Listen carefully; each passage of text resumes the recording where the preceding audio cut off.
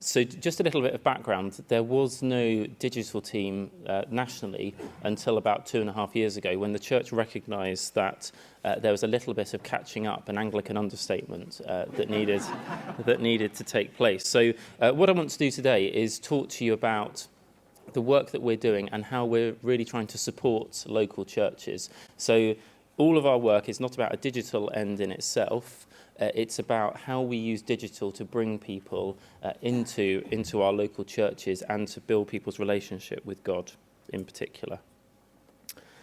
Just some wider scene setting and why the church decided to invest in this area and why it was necessary. 89% of people use the internet, 66% of people use their mobile phones for accessing the web, and 57% use social media regularly. That's from an Ofcom report that was done 2 years ago, so things have moved on considerably, no doubt, since then.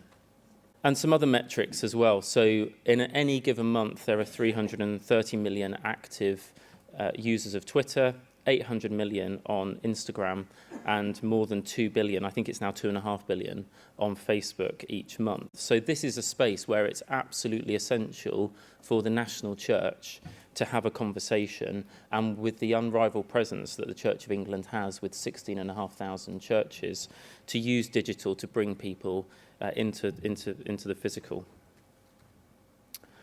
Our strategy and our how we're set up is a bit like Ronseal. It's doing what you'd expect it to do on the tin, and it's around 3 areas, which are statements of the obvious, really, which is encouraging people on their faith journeys, encouraging people to go further on their faith journeys, bringing people into the church, and really highlighting all the common good activities that go on in our local churches.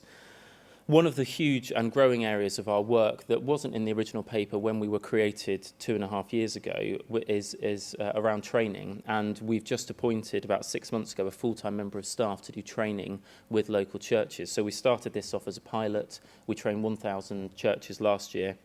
We're training another 1,000 this year. And it's an area we cannot keep pace with, and with the funding that we're hoping to get for the next 3 years, we will significantly expand that, and that's training that we run in dioceses across the country. We also do a huge amount of work. We run the church's national social media channels. We're doing a lot of emerging work, so particularly with Lent Pilgrim and Easter Pilgrim resources written by Bishop Stephen, we recorded all of that content and made it available through audio, and we see the huge potential of tools like Alexa and will soon be on Google Home as well, to have audio and content available because we know it works. And also we're responsible for the National Church's website, so that includes a church near you, it includes the Church of England website, and we support both archbishops with their websites. We've done a lot of work, and this is all on the Church of England website, and I can share links afterwards to this, and I shared this with Synod a few years ago.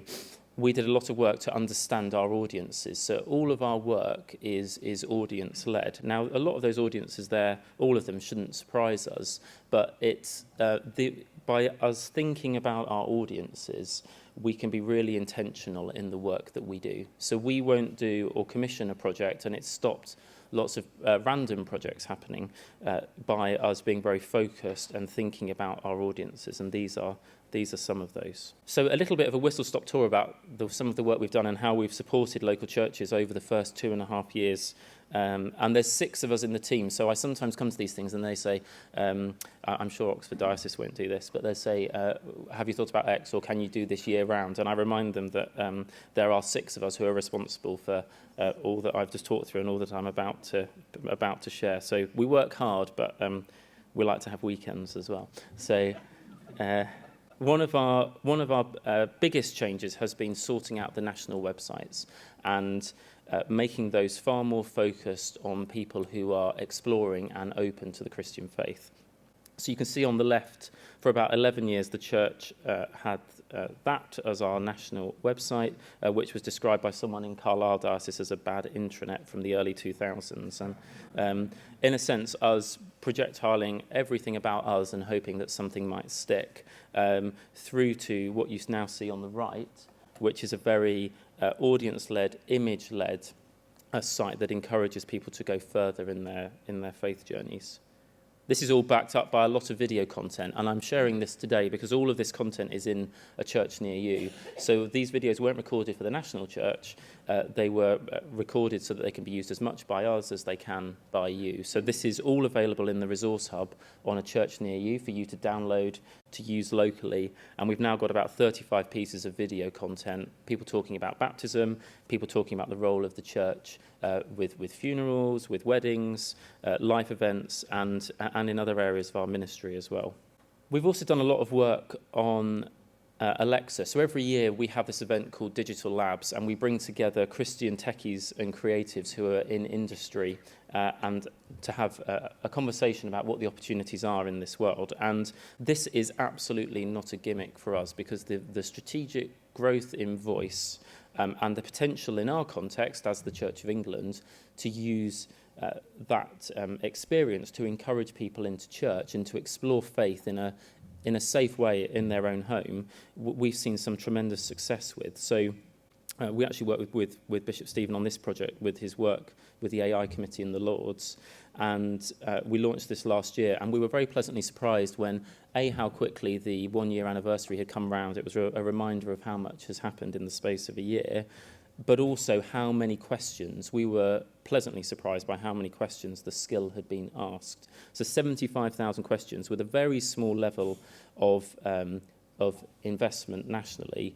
And what the skill enables people to do is to ask the Church of England for today's prayer. And it's prayed by and read by people within the church, regular churchgoers and clergy as well. We put all of our Lent and Easter content into it, and what you'll see there was some of the really encouraging numbers. Nearly a third of people are using it to explore the Christian faith. So it's being used by regular churchgoers for things like Bishop Stephen's Lent Pilgrim and Easter Pilgrim reflections. We've made those available there, but it's also being used by explorers, and this is available on Amazon's Alexa platform at the moment, and by the end of the year we hope to have it available on the Google Home platform as well. And I take this as a little case study because it also shows the impact that digital can have in having quite secular conversations. So it's out of everything I've worked on, it had a huge amount of engagement across the secular press. We even made it onto President Trump's favourite, I'm not sure if this is a dubious accolade or not, we were on Fox and Friends. I was waiting for the retweet from Donald Trump, but we didn't get it. So you can see there in the bottom right, they did a 2.5-minute segment on it. It was on BBC World News. And I think just showing the church doing something innovative, but with a real purpose behind it. Not a gimmick, but with a real purpose behind it. I love this because you've got the curious sort of juxtaposition of handbag hell and then saying, so this was the Times front cover about 2 or 3 weeks ago, and this led to a whole range of coverage again in the secular media. Now, I am not a regular viewer of, so those of you who know me well in the room will be surprised to hear this, of ITV's Loose Women, but this is exactly where we want conversations to be happening with about faith and about people's faith journeys. And one of the panelists that day was talking about her faith journey, and ITV did a 5 to 7 minute segment. And I think what's really encouraging is you get this from an established paper like The Times, but we know it was a producer who saw that front page and then said, actually, we should do a segment on this on Thursday's show. And that's us speaking into, we did some research into who watches that programme, and the mix of millennials and baby boomers, and frankly not our core demographic, who had 7 minutes of positive comments about this is a great way of exploring faith, this is a great way of helping people understand more about Christianity. And there's some nice comments as well about it that we've received. So a great example to the kids on how to pray. And I think a lot of our work has, as I was talking about with training, is what it's doing for encouraging people with their confidence in the Christian faith, and what it's doing in terms of culture change inside and outside the church. So as I mentioned about our social media training, there's 2 colleagues in the team who do this every week. We trained 1,000 churches in 2018. Well, we're on track to train more than that this year. We also run social media surgeries. We also have this Lab's latest newsletter. So if you go on the Church of England website, I'd really encourage you to sign up for that. If you scroll about halfway down the page, there's a section that says bring some joy to your inbox. If you put your email address in there, you can receive this. And it's a newsletter of completely focused on local churches and how you can make use of social media, recognising the fact that people are very busy, really quick hints and tips. We've also done a lot of work, and it's brilliant that a church near you originated in this diocese, and it's been marvellous to work with Philip on transferring that to the national church and the work that we've done on it over the last few years, and to see that growth and continued usage of it by local churches. And I suppose the two things, one I'll talk about with Advent and Christmas in a moment, but I really encourage you to think about how a church near you can be used in your local church, in your deanery, and more widely across the diocese. Because it is used, it's one of the many blessings of the fact that it was created here and that Phil Hind built it, is that it's left the church with a fantastic legacy of a website that has been around for many years. And one of the things that we're really encouraged by is, aside from 18 to 24, this really equal split of people who use it. And that has stayed about the same. So the role it plays with life events, the role it plays in key moments of the year, like Easter and during Advent and over Christmas. This is a really key resource. And essentially, if anyone hasn't heard of a church near you, what it does is it allows a member of the public to come on, to put in their postcode and to find out about their nearest church. So, and churches can take ownership of the pages themselves and can edit that content, and we're making it more and more flexible in how it's used. The other key thing is 81% of people have never been on it before. So the opportunity for people exploring faith who are coming to it is huge. And we're really dependent on churches, frankly, taking ownership of their page and helping us, because it'd be quite difficult for 6 people to maintain 16,500 church entries. And you can see there how popular it is in the last 72 hours before, in this case, Christmas. So right up to Christmas Day morning, people using it, and that real spike. So all of this insights, all of this data, I'm doing the whistle-stop tour on this morning. This influences all that we do to make our campaigns better and to help in the work that we do to support local churches. And just to do a quick overview of what Phase 1 offered churches: a mobile-first site, a modern look and feel, more personalisation, the ability to add up to 10 pages, a safe and secure site. So all of that taken ownership of by the national church, and all local churches have to do is populate it with their content.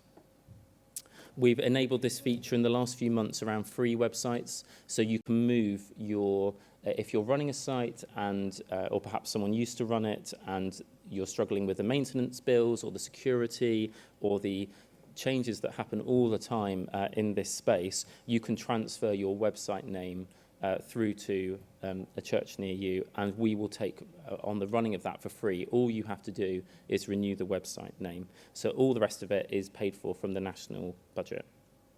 This has particular impact because, to a small geeky point, Google are making a big change to Chrome in the autumn of this year, and they will flag sites that are not secure. They've already started doing it. So all of that worrying about certificates and security, we can handle all of that, and all you've got to do is populate it with your great content. News stories and notice sheets, that's all available to be put on, and you can see we're moving to a far more visual look and feel.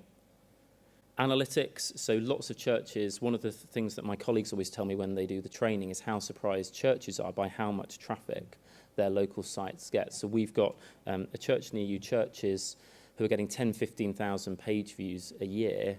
These are huge opportunities and large numbers of people, and the potential with this is absolutely huge. And the site overall gets about 12 million page views a year, and that is growing year on year. So it really is I think one of the biggest takeaways from today is, if you haven't already, please do take ownership of your Church Near You page. If we can help, we're very happy to help, and we've got a small support team in place to support you with that. We've also put other features in that you'd expect of any modern website: an image gallery, so you can add features and show what goes on in and outside your church. We've got this resource hub now as well. So we took, as part of the new website going live, we took 500 new photos. Those are all available in this site, royalty-free for you to use. We've got 35, 40 videos in there ready for you to download and reuse. All of this content, it's not the National Digital Team's content, it's the church's content. So all of this is within the resource hub, and any user who's registered, so that can be the vicar, as well as the vicar appointing up to 5 editors, can access all of this content. In the next few weeks, we're putting some other changes live. So a big change is the benefice homepage. We recognise that it's one of the areas that we needed to improve on, is the ability for multiple churches in a benefice to have a single joined up homepage. Related to that, the ability to be able to copy events. So that feature will now be available, where if the same church or the 6 churches in a benefice are doing the same event, you can copy that now to all 6 church pages. We're doing some work around the inbox as well that pre-populates emails to try and lighten the load on that. And also clergy biographical information so that they can share what they've done previously, what their role is, and the different types of responsibility clergy members have. Turning very briefly to Lent Pilgrim and Easter Pilgrim, which, as I said, Bishop Stephen wrote for the National Church, we're really encouraged by the levels of engagement with it. So 93%, we did a survey afterwards, and I promise you this is true, and this isn't a North Korean statistic, that 93% of people found Lent Pilgrim helpful, very helpful, or extremely helpful in bringing them closer to God. We sold, our publishing team, who we work very closely with, sold 40,000 copies of Lent Pilgrim and Easter Pilgrim.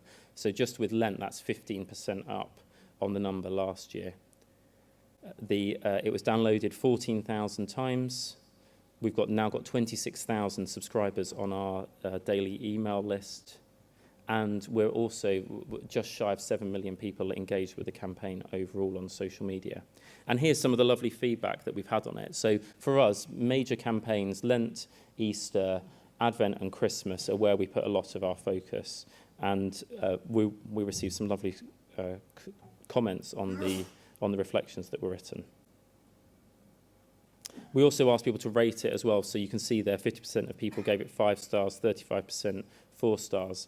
And again, we're really encouraged by those figures, and frankly, we can use that with some of our future campaigns as well. And I suppose just the final thing, so as of Monday, I was just saying this to the Bishop, that as of Monday, we turn our attention, we're a small team now, to Advent and Christmas, and we're actually quite grateful to have come out of Lent, Easter, and Thy Kingdom Come to have a small breathing window before General Synod to prepare for Follow the Star, which we're launching at Synod. So some of you may be aware of this. This is the National Church's Advent and Christmas campaign.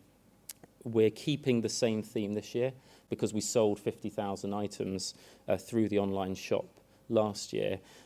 And I think we'll recognise that there is initiative fatigue, and actually to keep something that is working well and to reuse it is really important. So the logo will stay the same.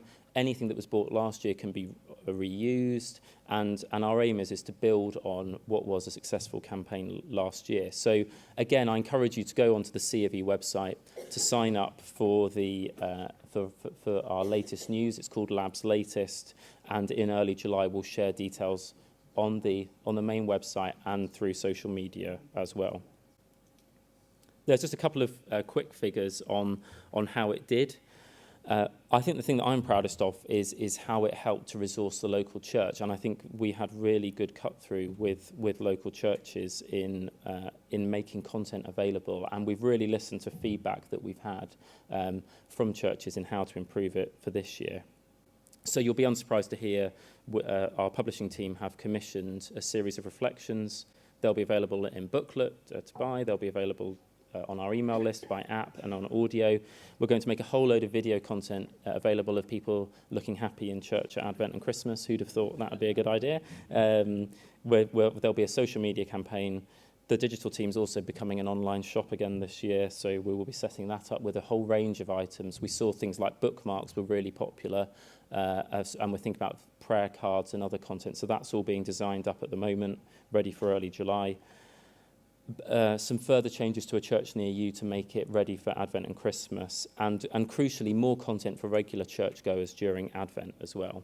And I think our aim is really to think about Advent as a time of how we support Christians, regular churchgoers, and then how we use that Christmas period in particular to equip local churches with high quality reflections and other content to help people who are exploring their faith to come into one of your churches and to go further in their relationship with God.